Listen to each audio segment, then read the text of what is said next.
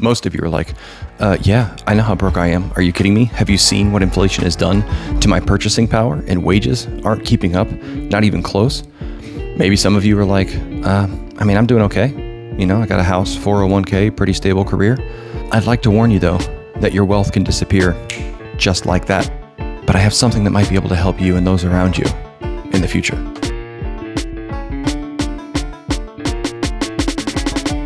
According to Maslow's hierarchy of needs, which was put forth in the 40s by a guy named Abraham Maslow, he says that people need their physical needs met first. Then we can move on to safety, belongingness, love, esteem, and finally, self-actualizing. In the physical needs department, we have the physiological needs, which include air, water, food, heat, clothes, reproduction, of all things, shelter, then sleep. These stack in order of most important down to least. Shelter doesn't matter if you can't breathe. What does this have to do with wealth? Employment and resources actually fall in the second category of his needs, which is under safety. And yet we're told that money is the end-all be-all in terms of well-being. What is money? Well, currently in the US, it's these fancy pieces of paper that are only worth anything because they're backed by the full faith of the federal government. And the federal government is currently destroying its value as we speak.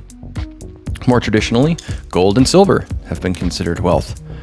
However, it was illegal for US citizens to own gold anywhere in the world. This was enforced by the Executive Order number 6102 back in 1933, which made gold ownership a criminal offense, with exceptions for some jewelry and collector's coins. That lasted until 1974. Okay, 40 years. And the government seized gold and prosecuted people for owning and dealing in it. So what's left? Real estate? That's considered wealth, right? A lot of people make a lot of money in real estate. Owning land, they aren't making any more of it after all. Well, what happens if you don't pay your property taxes? The government comes and takes it. So do you ever really own it? And once again, you must trust that the federal government won't overreach, which they currently are by charging property taxes. But I digress. So what do we do? What is this solution I was talking about at the beginning? Food. Food security is real wealth, and it's something that you can do. Now, this is not a sponsored video. There was not some banner in the front that said includes paid promotional anything. It's not. It's just me wanting to help you prepare for the future. The Rich Dad Poor Dad guy in 2022 said, quote, "The best investment? Cans of tuna fish," unquote. He said, quote, "Inflation is about to take off. Best investments are cans of tuna fish and baked beans. You can't eat gold, silver, or Bitcoin," unquote. Quote, "Food, most important. Starvation, next problem. Invest in the solution," unquote. Now, he also said he is a billionaire in debt, so take his word for what it's worth. So how do we do this? Let's take a David Ramsey style approach to food, shall we? David Ramsey has an entire approach that just get $100 in your savings account, get $1,000 in your savings account, save up 3 months worth of bills, start paying off debt. It's a very slow incremental process. Well, let's look at food storage the same way. I think you should have at best and at maximum an entire year's supply of food, but that's incredibly expensive. But don't think of it as I need that tomorrow. Think of it as I need that in 10 years.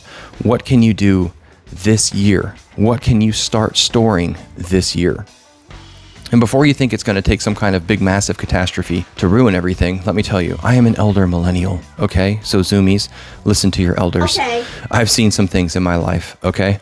The East Coast fuel pipeline that shut down because of a billing error, and we had to stop and wait in line to get gas if they even had it because of a computer glitch. Oops. Right? You guys remember COVID, of course. Everybody remembers COVID.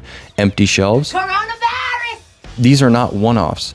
Okay, Microsoft had that CrowdStrike accident and the blue screen of death. Thankfully, it was fixed mostly within 12 to 24 hours, but what if it wasn't? And grocery stores couldn't update their orders. What happens then? But let's bring it down to a small scale. I'm sure some of you watching have had some sort of catastrophe affect your individual life, whether it's a health problem, the death of a provider, loss of a job, where having food would have made you more resilient. This is not some hoarder talk, okay? For the vast majority of human history, we have been hunter-gatherers and agriculturally based. And what we would do is, in the good times, we would store up for the bad times. And this is very recent history too.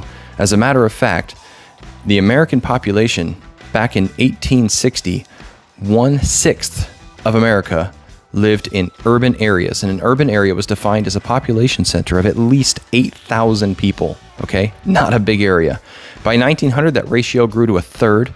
And in just 40 years, the urban population increased 4 times.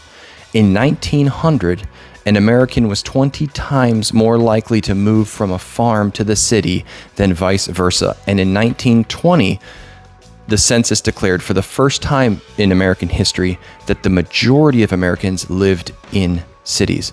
100 years ago was when that thing flipped, okay? Not that long ago. And I can promise you they were storing food.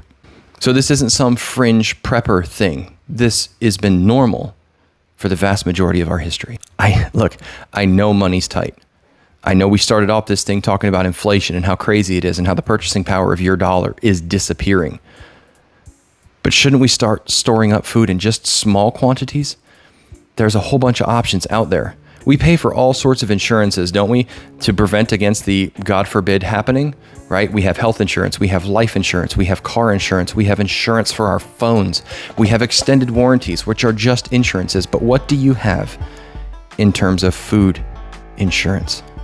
I'll tell you, I own some property, I have some animals, I'm doing some of those things, but trying to create your own constant food supply is extremely difficult and extremely expensive, especially when you compare it to the long-term food that's available. So please set aside some of your fiat currency, some of this stuff for something that is in your pinnacle of needs for you and your family's sake. We don't need to panic. We need to pray. We need to plan, and we need to prepare. My name is Brian. This is Flannel Farms. Thanks for watching. Keep growing as you grow, and we'll see you next time.